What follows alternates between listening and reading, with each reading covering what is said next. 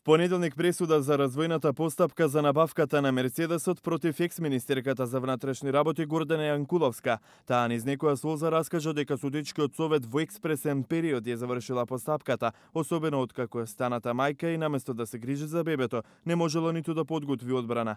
Адвокатите на Јанкуловска, Сања Алексек и Боро Тасовски ги спореа доказите на СЈО. Според нив, обвинителството на Катица Јанева не ја докажала надлежноста. Сметаат дека немало совпаѓање во телефонските разговори. Во судот вели одбраната се слушнаа машки и женски гласови, како СЈО ги презентирало дека се меѓу Груевски и Јанкуловска, а адвокатите се сомневаат во нивната автентичност.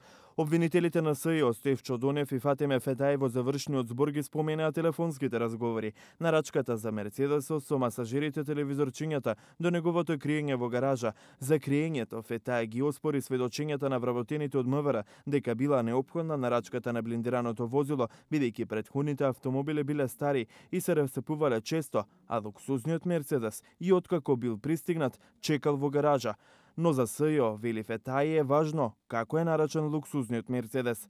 Специјалното обвинителство од судот побара Јанкуловска да биде прогласена за виновна со отежителни околности дека влијаела како министерка и потикнувала за нарачка, а како олеснителни за новиот член од семејството. Одбраната побара Јанкуловска да биде ослободена од обвинение и додека се наближува соопштување на пресудата од Скопска единица за раздвојната постапка, апелацијскиот суд нема донесено второстепена пресуда за случајот Тенк против поранешниот премиер Никола Груевски и екс-помошникот министер во МВР Ѓоко Поповски. Апелација има три опции за пресудата: да ја повтори првостепената, да ја прииначи или процесот да го врати на повторно одлучување.